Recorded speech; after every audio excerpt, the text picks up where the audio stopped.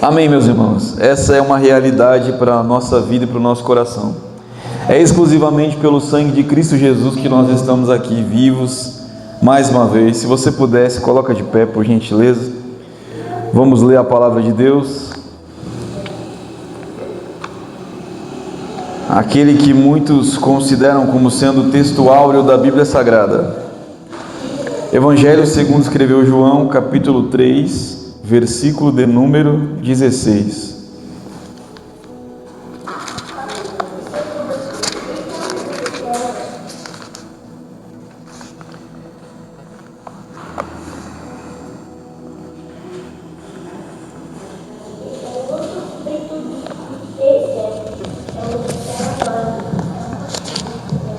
Amém. O texto diz assim: porque Deus amou o mundo de tal maneira que deu o seu Filho unigênito, para que todo aquele que nele crê não pereça, mas tenha a vida eterna.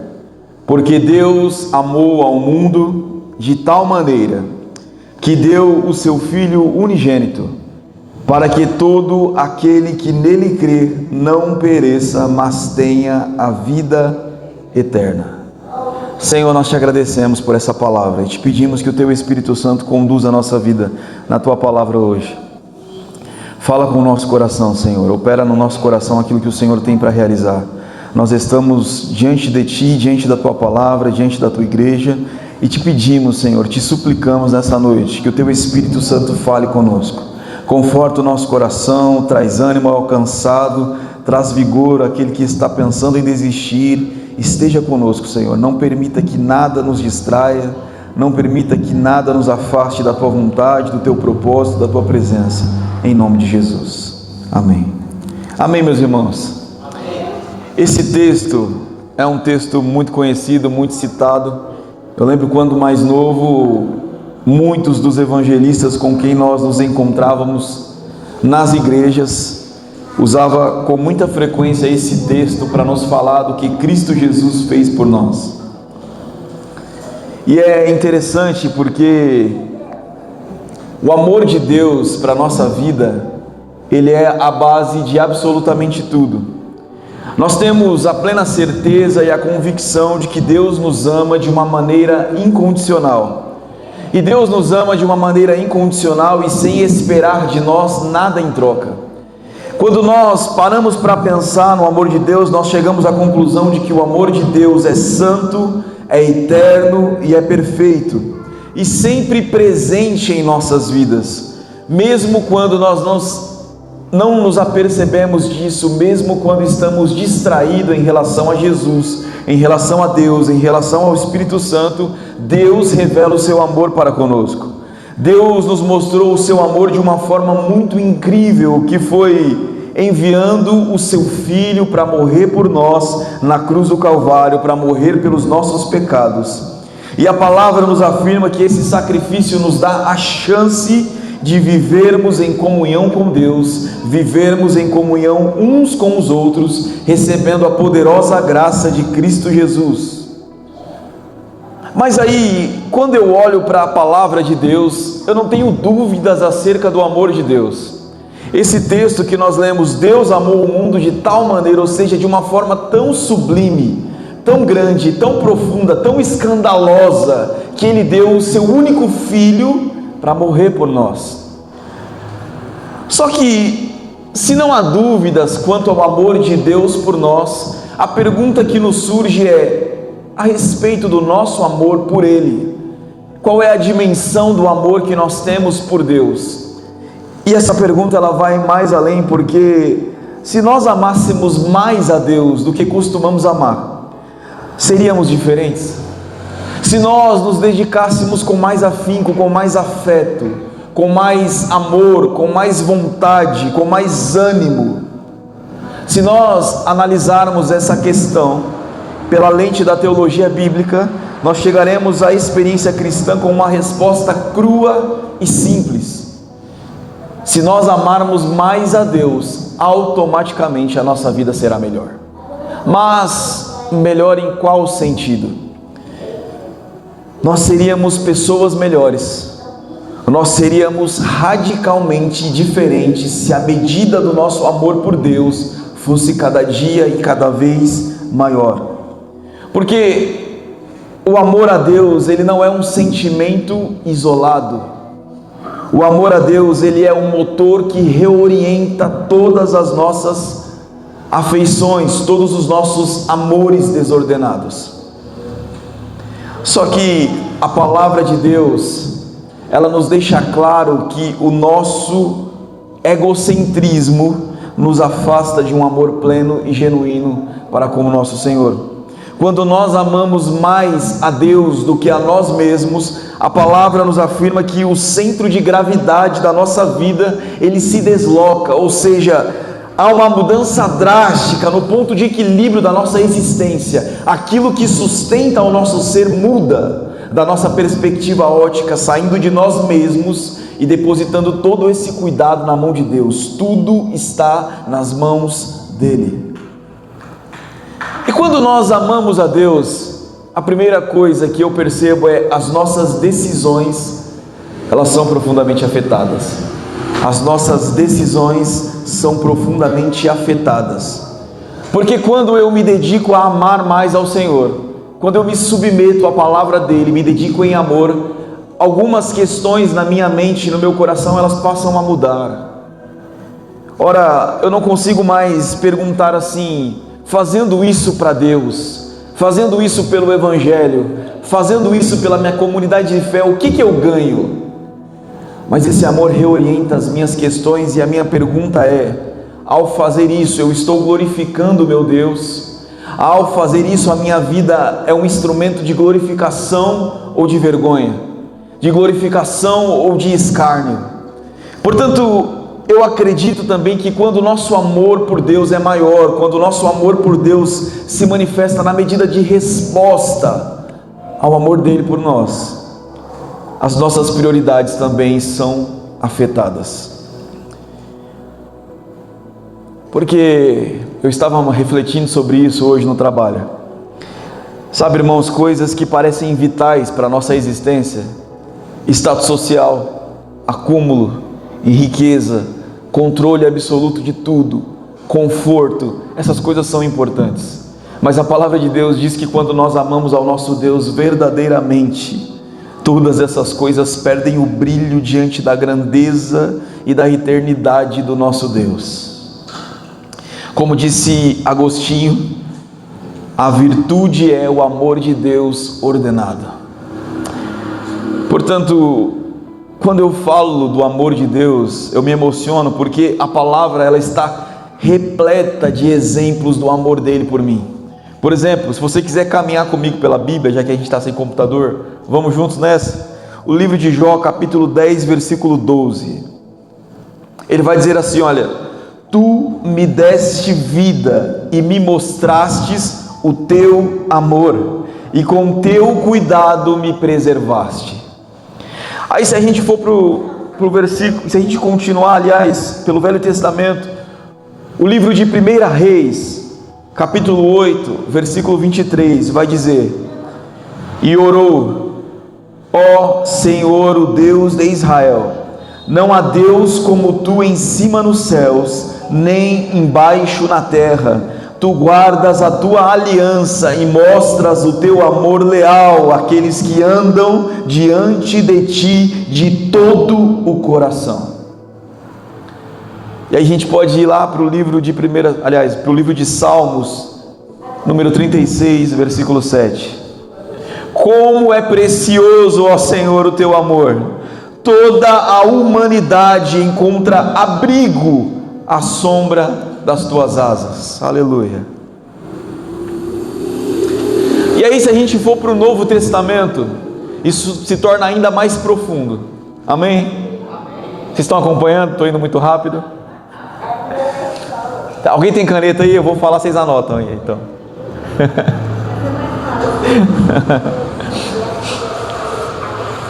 Se a gente for para o Novo Testamento, carta aos Romanos, Romanos capítulo 5, versículo 8. E esse é um texto que mexe profundamente com o meu coração. Porque Romanos capítulo 5, versículo 8, Paulo diz o seguinte: mas Deus demonstra o seu amor para conosco, tendo Cristo morrido em nosso favor quando ainda éramos pecadores. Irmãos, ele não está dizendo de uma situação onde merecíamos esse amor. Ele está dizendo, você ainda era pecador e ele demonstrou um tão grande amor por você, que morreu por você antes mesmo de você se converter a ele. Sabendo da possibilidade de eu e você rejeitarmos esse amor, ainda assim, ele voluntariamente decide ir para a cruz e morrer, diz o texto, por amor a mim e por amor a você. Lá em Gálatas, capítulo de número 2, versículo de número 20, Paulo vai escrever dizendo: eu fui crucificado com Cristo, assim já não sou eu quem vive, mas Cristo vive em mim. Portanto, eu vivo neste corpo terreno pela fé no Filho de Deus que me amou e se entregou por mim. Aleluia. Amém.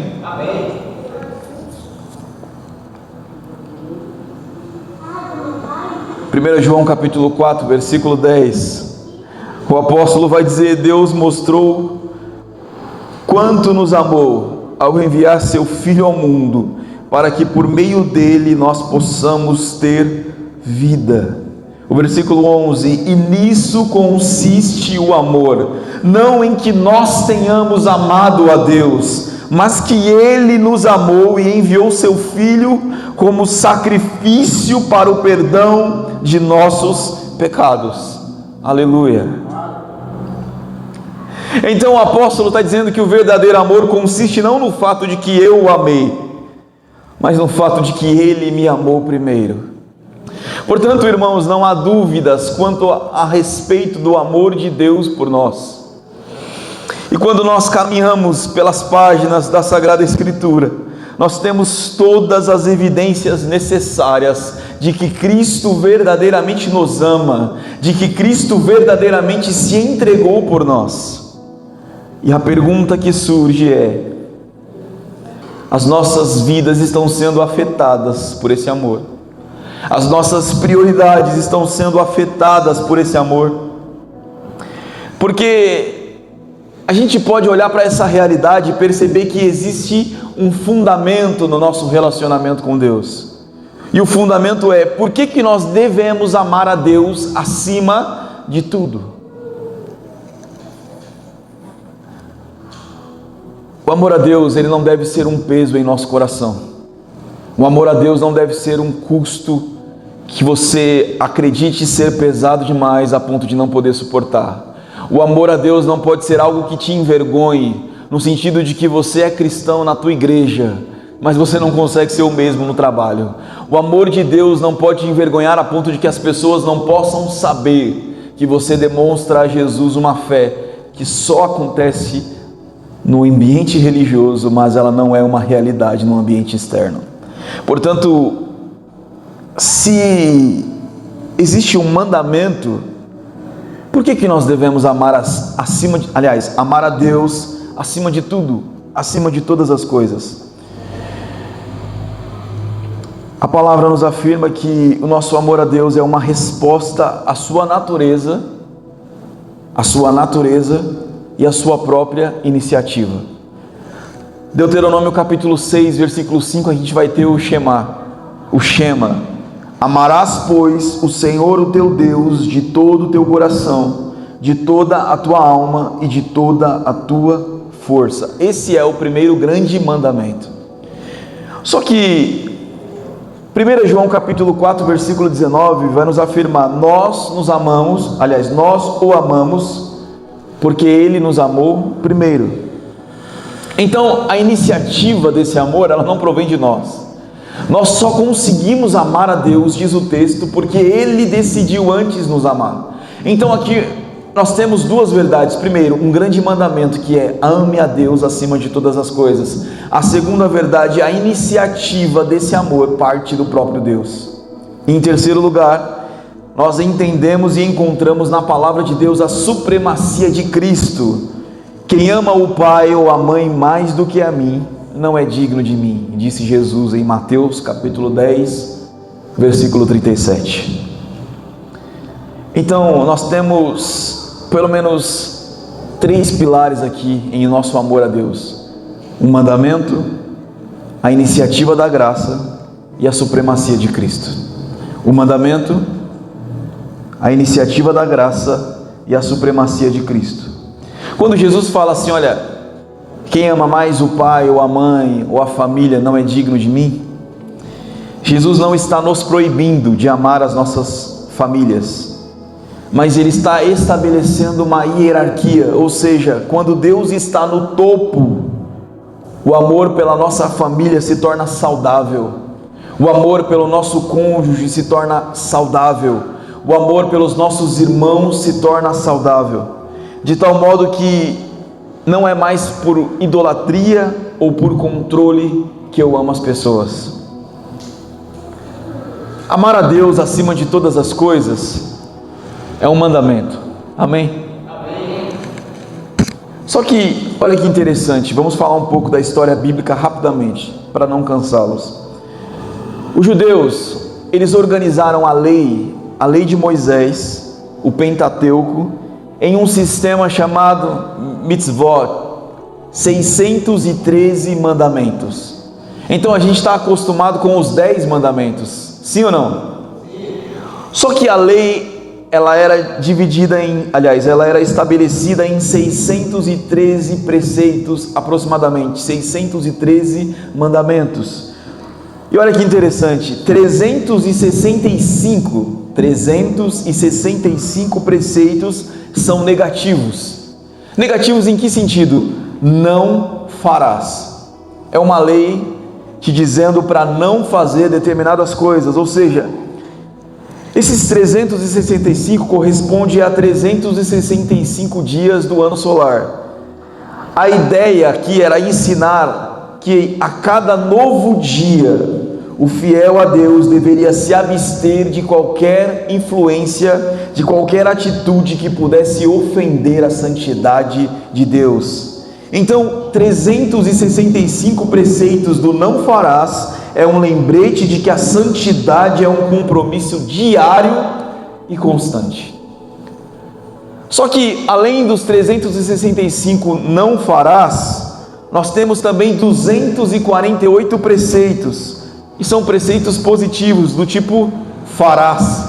E olha que interessante, segundo a anatomia antiga, acreditava-se que o corpo humano, o nosso corpo, ele era composto por 248 ossos e órgãos. Amém? Amém. 248 ossos e órgãos. Então a finalidade dessa contagem era para dizer para o homem que ele deve servir a Deus com todo o seu ser físico, com cada pequena parte do seu corpo, porque todo o seu corpo foi feito para cumprir o mandamento. Então para pensar, irmãos, não são 10, são 613. E se você estava aqui algumas semanas atrás, você lembra que eu ministrei sobre esse texto, só que lá no Novo Testamento, quando o escriba chega a Jesus e pergunta: Senhor, qual que é o maior dos mandamentos? Quando ele faz essa pergunta para o mestre, ele não está dizendo dos 10 qual que é o maior, ele está dizendo dos 613 mais ou menos, qual que é o mais importante. E por que existia essa lógica na cabeça dos escribas, dos mestres da lei daquela época? Em Mateus 22, versículo 36, escribas e fariseus debatiam exaustivamente e insistiam em diferenciar mandamentos mais leves de mandamentos mais pesados. Então, eles buscavam um princípio unificador, eles buscavam alguém que reorientasse a rota e dissesse assim: olha, se você cumprir isso aqui, coloca na balança, isso aqui é mais importante, e aí você abrange os demais. Então, eles buscavam uma frase ou um mandamento que resumisse toda a vontade de Deus em uma única atitude. Amém? Vocês estão comigo? Amém. Por exemplo, alguns desses homens acreditavam que se eles guardassem um mandamento maior, os outros mandamentos estariam implicitamente cumpridos. Outros já temiam o contrário, a simplificação do mandamento poderia levá-los à negligência espiritual com os menores.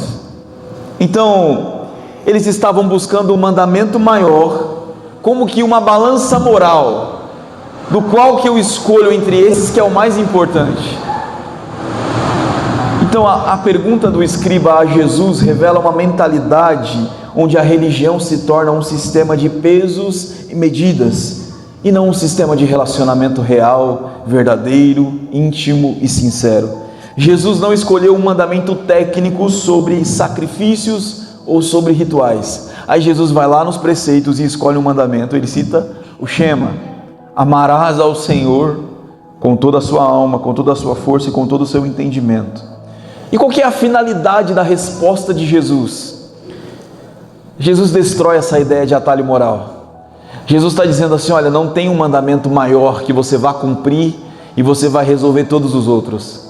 Jesus vai para uma linha mais estranha, mais estreita, porque ele tira a lei do campo da mecânica, do campo de fazer, e leva a lei para o campo dos afetos, para o campo de sentir, para o campo de amar. E aí ele une duas coisas.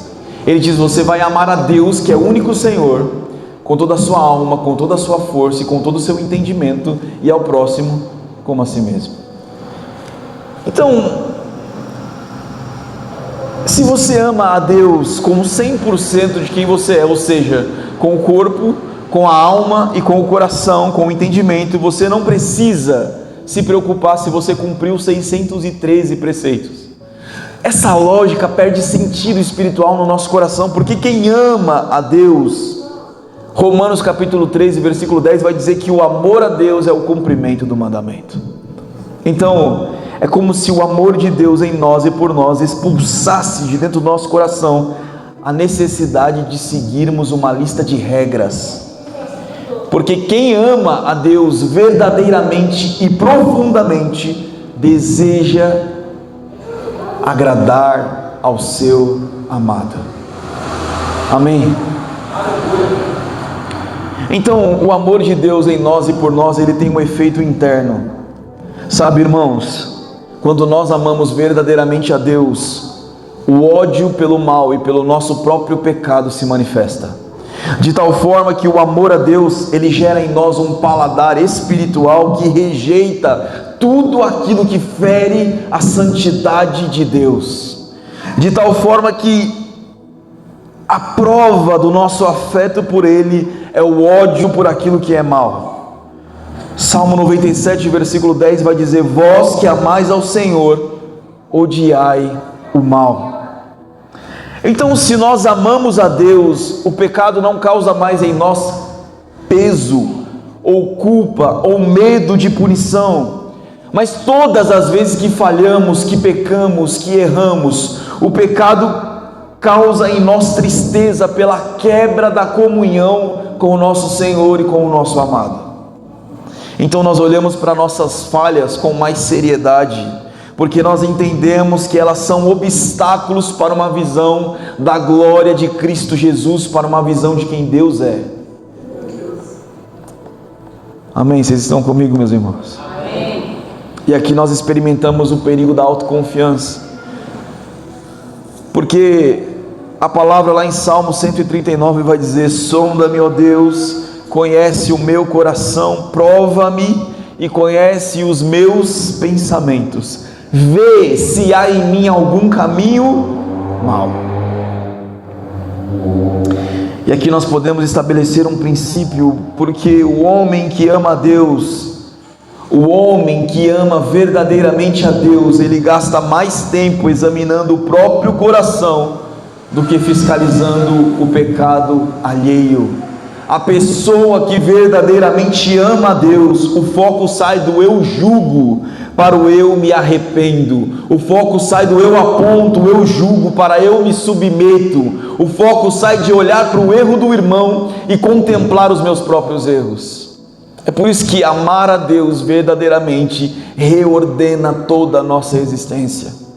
Aleluia. O amor a Deus verdadeiramente, irmãos, ele vai nos livrar da dependência do pecado. E porque muitas vezes a nossa insatisfação com os nossos pecados não é pela realidade de que o pecado quebra a nossa comunhão com Deus. A nossa insatisfação com o nosso pecado não é pelo que o nosso relacionamento com Ele pode ser interrompido. Imagine você perder laços com pessoas que você ama profundamente por um erro seu. Imagina você aquela pessoa que você daria a sua vida por ela, e um dia alguma falha sua a decepciona, de tal modo que ela diz para você assim: olha, eu nunca mais quero olhar na tua cara. Isso é uma tristeza profunda. O pecado, ele gera essa realidade no nosso coração, não que Deus não queira olhar na nossa face, mas o fato de que os nossos pecados nos afastam do nosso Deus. Então, na maioria das vezes, preste atenção nisso aqui, irmãos, na maioria das vezes, a nossa insatisfação com o pecado, a nossa indignação com o nosso pecado, ela tem apenas uma relação com a nossa própria imagem. Então, as pessoas que voluntariamente decidem pecar, elas não estão preocupadas se Deus está vendo o pecado que ela está cometendo, elas não estão preocupadas se o pecado está ferindo a santidade de Deus, mas a preocupação é o que as pessoas vão pensar de mim se descobrir o erro que eu cometi. O medo de ser descoberto, o medo da exposição, o medo de saber aquilo que eu fiz, o medo da vergonha de ser exposto. Se o amor a Deus não nos afastar do nosso pecado, nada mais nos afastará. O que a palavra está dizendo para o nosso coração é: meu irmão, você já conhece a lei, você já conhece os mandamentos, e você sabe que não tem capacidade para seguir todos esses preceitos. Mas se você amar a Deus profundamente com todo o seu coração, se o Espírito Santo direcionar a sua vida, se a tua mente for cheia da palavra de Deus, se o teu coração for cheio da palavra de Deus, e se você amar a Deus profundamente, nada poderá te impedir de construir um relacionamento sincero com Ele. Não existe um lugar que você e eu possa pecar às escondidas. Não existe nenhum lugar que os olhos de Deus não nos alcancem. Os olhos de Deus estão em todos os lugares. Mas nós nos incomodamos com o nosso pecado, não porque pecamos contra Deus, mas porque alguém pode nos descobrir. Porque a nossa imagem pode ser manchada. Porque, ora, construímos uma reputação, o que as pessoas vão pensar de mim? E o que o Espírito Santo está falando para o meu coração é: esse amor tem que gerar quebrantamento dentro de você. Porque, meu irmão, a palavra diz: não tema ao homem que pode matar o corpo, mas não tem poder de fazer nada com a alma. A palavra diz: tema antes a Deus, que não só pode matar o corpo, como lançar a alma no inferno. É diante desse Deus que nós nos encontramos aqui nessa noite, irmãos. E me perdoe, apesar de estarmos em um número pequeno de pessoas, eu prego essa palavra como se estivesse falando com uma multidão, porque esse texto, essa palavra, ela mexe com o meu coração.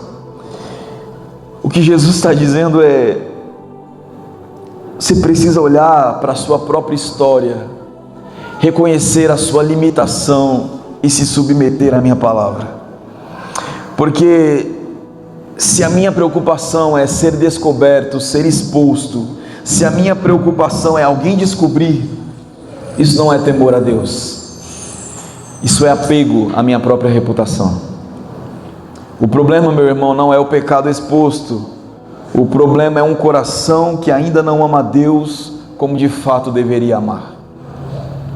Porque quando o amor ao nosso Deus ele é real, o pecado deixa de ser apenas algo perigoso.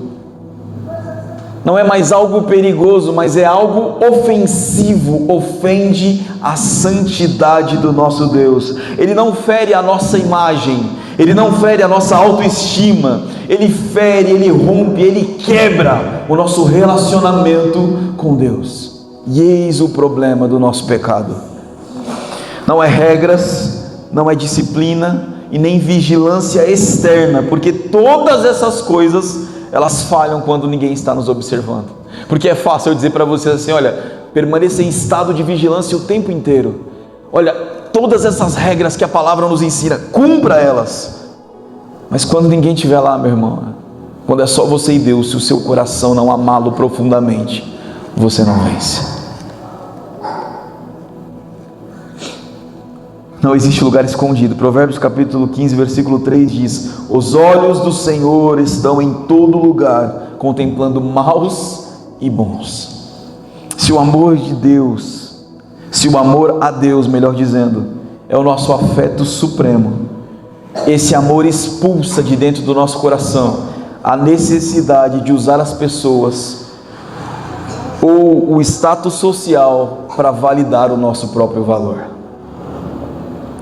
Quando nós amamos verdadeiramente a Deus nos nossos relacionamentos, nós paramos de sugar as pessoas para preencher os nossos próprios vazios, porque os nossos vazios são preenchidos pela presença do Espírito Santo em nós. A gente deixa de usar os relacionamentos para obter recursos, para obter vantagens, e a gente começa a transbordar o amor de Deus, permitindo que amemos ao próximo sem exigir que ele seja um Deus funcional, ou seja, que funcione para satisfazer as minhas necessidades. Glória a Deus, irmãos. Amém. Quando nós amamos profundamente a Deus nessa sociedade onde nós vivemos, a nossa ambição ela é redimida. O sucesso não é mais para a nossa própria glória, mas é uma plataforma para a manifestação do serviço e para a evidenciação do reino de Deus nessa terra. Essa semana eu estava conversando com uma pessoa e eu fui questionado sobre muitas coisas em relação à fé. E coisas que certamente, se eu usar os argumentos teológicos mais profundos, não fará com que essa pessoa seja convencida simplesmente porque ela não tem olhos para ouvir. Aliás, olhos para ver e ouvidos para ouvir. Simplesmente porque não crê. O que Jesus está dizendo, até mesmo nos nossos relacionamentos, quando queremos demonstrar o nosso amor por Deus, não é falando, não é forçando ninguém a acreditar, mas é vivendo, exemplificando na nossa forma de viver esse amor. Então, existe um efeito externo, o amor vertical se torna um amor horizontal. Isso é algo natural. O amor a Deus, ele é validado pela forma como nós tratamos as pessoas que estão ao nosso lado. O amor ao nosso irmão funciona como um teste de estresse em relação ao nosso amor a Deus. O apóstolo vai escrever dizendo que aquele que tem alguém que não é cristão, sem palavras, você vai ganhar essa pessoa. E eis o maior desafio da vida cristã, é a gente transitar nesse ambiente, deixando que o amor reordene as nossas decisões o tempo inteiro. Então, amar a Deus no silêncio da oração é fácil. Amar a Deus na igreja, quando o louvor toca o nosso coração, quando a palavra fala conosco, quando a pessoa que está do seu lado tem a mesma fé, é fácil.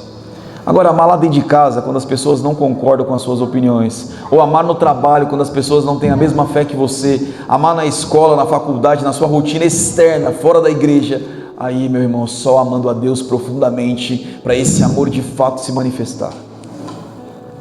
Então, se o nosso amor a Deus ele é real, se o nosso amor a Deus é verdadeiro, amar ao irmão é difícil, é ou não é?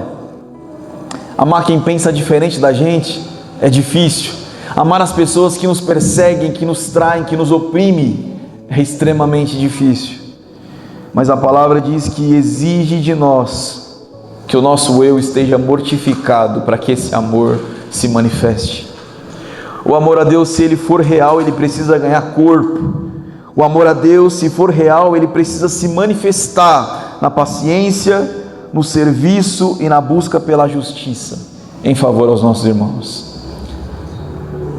1 João capítulo 4, versículo 20. E aqui é um texto profundo, irmãos, porque quem ama, aliás, quem não ama ao seu irmão, a quem vê, como pode amar a Deus a quem ainda não viu? Como? Como é que você pode amar a Deus que você nunca viu, se a pessoa que está ao teu lado, você não consegue amar? Então,